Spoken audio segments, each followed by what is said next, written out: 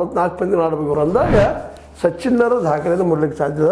ಮತ್ತು ಅವರು 18,426 ರನ್ ಸಂಗ್ರಹಿಸಿದ್ದಾರೆ ನಮ್ಮ ಸಚಿನ್ ತೆಂಡೂಲ್ಕರ್. ಆನಂತರ ಬರೋರು ನಮ್ಮ ಮಹೇಂದ್ರ ಸಿಂಗ್ ಧೋನಿಯವರು 2004 2019 347 ಪಂದ್ಯಗಳನ್ನ ಆಡಿದ್ದಾರೆ. 10,599 ರನ್ ನೋಡಿದ್ದಾರೆ ಇವರು ಎರಡನೇದಾಗೆ. ರಾಹುಲ್ ದ್ರಾವಿಡರು 1996ರಿಂದ 2011 ಆಡಿದ್ದಾರೆ. 340 ಪಂದ್ಯಗಳನ್ನ ಆಡಿದ್ದಾರೆ. 10,768 ರನ್ಗಳನ್ನು ಸಂಗ್ರಹಿಸಿದ್ದಾರೆ. ಇನ್ನು ಮೊಹಮ್ಮದ್ ಅಜರುದ್ದೀನ್ ಒಳ್ಳೆಯ ಫೀಲ್ಡರ್ ಬ್ಯಾಟ್ಸ್ಮನ್. 1985ರಿಂದ 2000ವರೆಗೆ ಆಡಿದ್ದಾರೆ. 334 ಏಕದಿನ ಪಂದ್ಯಗಳನ್ನು ಆಡಿದ್ದಾರೆ. 9,376 ರನ್ ಹೊಡೆದಿದ್ದಾರೆ. ನಮ್ಮ ಸೌರವ್ ಗಂಗೂಲಿ 1992ರಿಂದ 2007ವರೆಗೆ ಆಡಿದ್ದಾರೆ. 308 ಪಂದ್ಯಗಳನ್ನು ಆಡಿದ್ದಾರೆ ಏಕದಿನದ ಪಂದ್ಯ. ಅದರಲ್ಲಿ 12,221 ರನ್ಗಳು ಹೊಡೆದಿದ್ದಾರೆ. ನಮ್ಮ ಯುವರಾಜ್ ಸಿಂಗ್ ಅದನ್ನು ಕೇಳಿದ್ರಿ ನೀವು, 2000ರಿಂದ 2017ವರೆಗೆ ಆಡಿದ್ದಾರೆ. ಏಕದಿನಕ್ಕಾಗಿ ಸ್ಪೆಷಲ್ ತಯಾರಿದ್ದಂಥವ್ರು.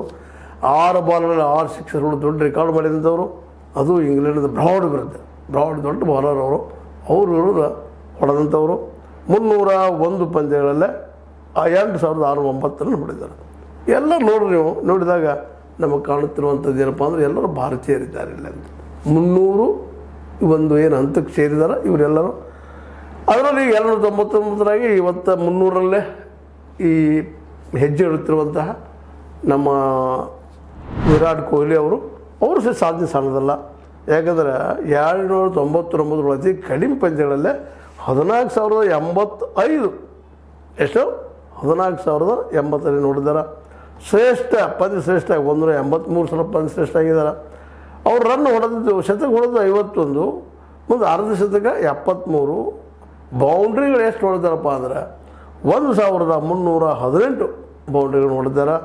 ಮುಂದೆ ಸಿಕ್ಸರ 152 ಹೊಡೆದಾರೆ. ಸಾಮಾನ್ಯ ಆಟ ಆಡೋದು. ಯಾಕಂದರೆ 1,318 ಬೌಂಡ್ರಿಗಳು, ಮುಂದೆ 152 ಸಿಕ್ಸರ್ಗಳು ಹೊಡೆದಾರೆ. ಒಂದು ಪಂದ್ಯ ಶ್ರೇಷ್ಠ 183 ಪಂದ್ಯಗಳು ಶ್ರೇಷ್ಠ ಆಗ್ಯಾರ. ಒಂದು ಎವರೇಜ್ ಏನಪ್ಪ ಸರಾಸರಿ 58.20 ನೋಡೋದು, 58.20.